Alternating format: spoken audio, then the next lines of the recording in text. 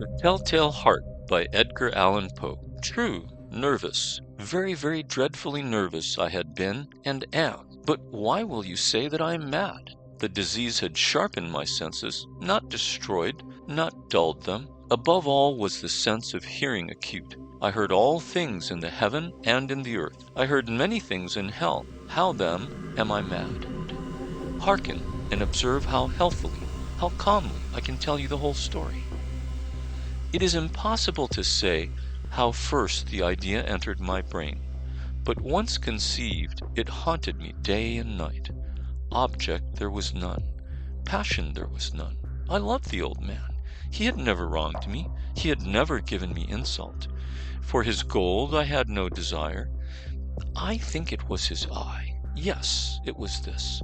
One of his eyes resembled that of a vulture, a pale blue eye with film over it. Whenever it fell upon me, my blood ran cold, and so by degrees, very gradually, I made up my mind to take the life of the old man, and thus rid myself of the eye forever. Now this is the point. You fancy me mad. Madmen know nothing. But you should have seen me.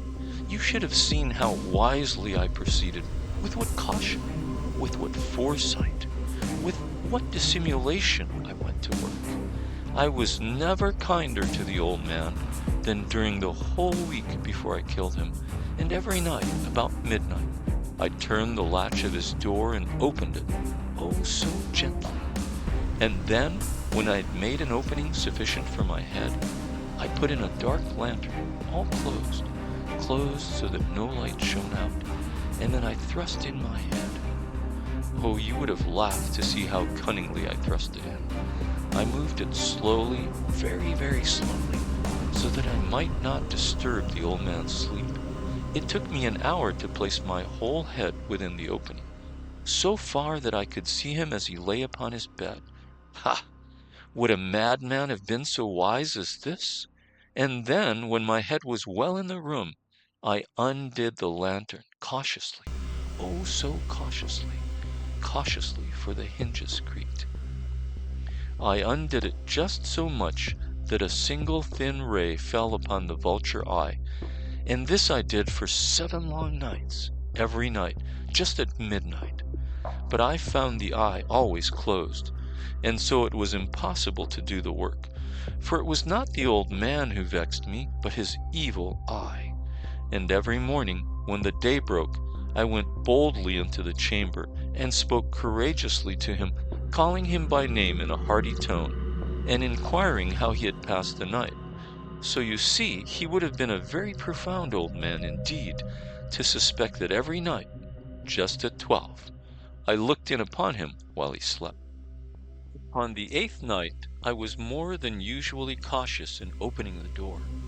A watch's minute hand moves more quickly than did mine.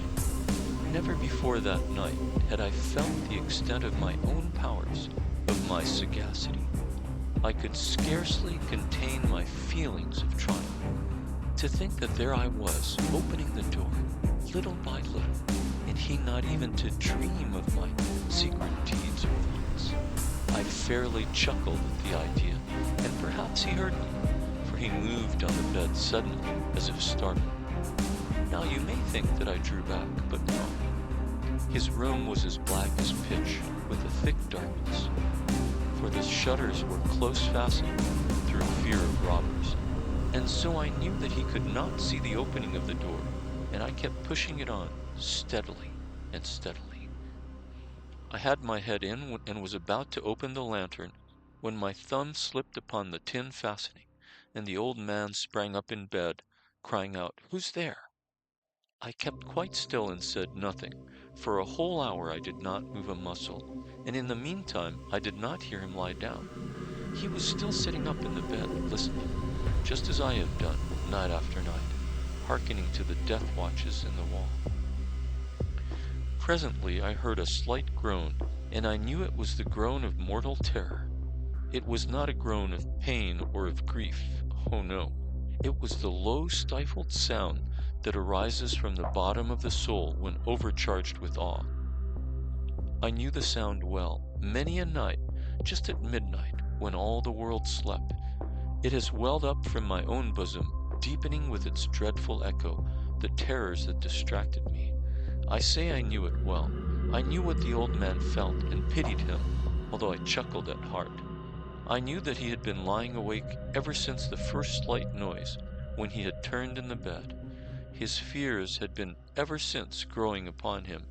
He had been trying to fancy them causeless, but could not. He had been saying to himself, "It is nothing but the wind in the chimney.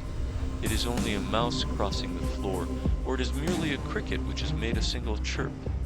Yes, he has been trying to comfort himself with these suppositions, but he had found all in vain, because death, in approaching him, had stalked with his black shadow before him and enveloped the victim. And it was the mournful influence of the unperceived shadow that caused him to feel, although he neither saw nor heard, to feel the presence of my head within the room. When I had waited a long time very patiently, without hearing him lie down, I resolved to open a very, very little crevice in the lantern. So I opened it. You cannot imagine how stealthily, until at length a single dim ray, like the thread of a spider, shot out from the crevice and fell upon the vulture eye.